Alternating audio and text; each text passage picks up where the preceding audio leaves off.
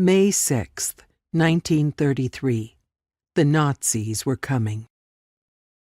At 9:30 in the morning, trucks began to arrive at Indenzeiten 10 on Tiergarten Square, home of the Institut für Sexualwissenschaft, or Institute for Sexual Science.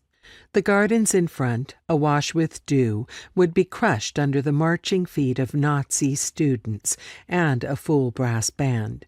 They had come to purge Germany of its enemies, they said. In brown shirts emblazoned with a swastika, students emptied inkwells on the Institute's carpets and tore down paintings.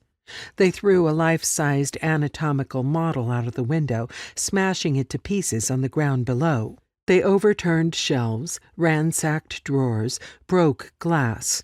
They destroyed equipment in the consulting rooms, and the band played on and on and on. The students themselves did not confiscate property. They left that to the SA, Hitler's stormtroops, who entered the premises at 3 in the morning and seized truckloads of books and manuscripts, whole volumes of journals, and the materials of the first ever World League for Sexual Reform. Valuable manuscripts, unpublished work, rare and unique editions, all gone.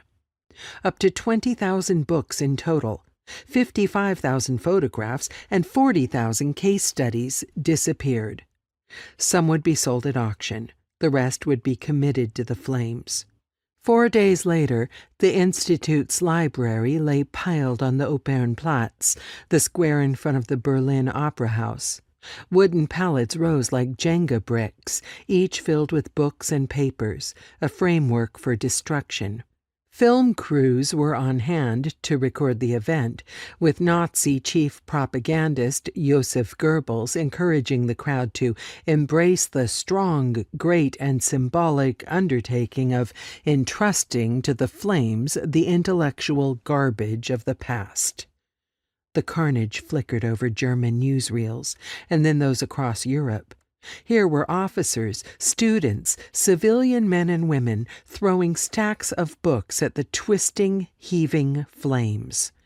The Institute for Sexual Science had offered safe haven to homosexuals and those we today consider transgender for nearly 2 decades.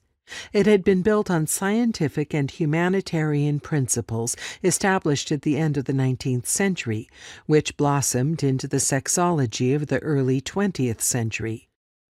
Founded by Magnus Hirschfeld, a Jewish homosexual, the Institute supported tolerance, feminism, diversity, and science.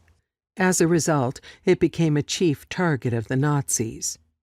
"It is our pride," they declared, to strike a blow against the Institute. "We oppose love being sold off in scientific clubs." As for Magnus Hirschfeld, Hitler would label him the most dangerous Jew in Germany. It was his face that Hitler put on his anti-Semitic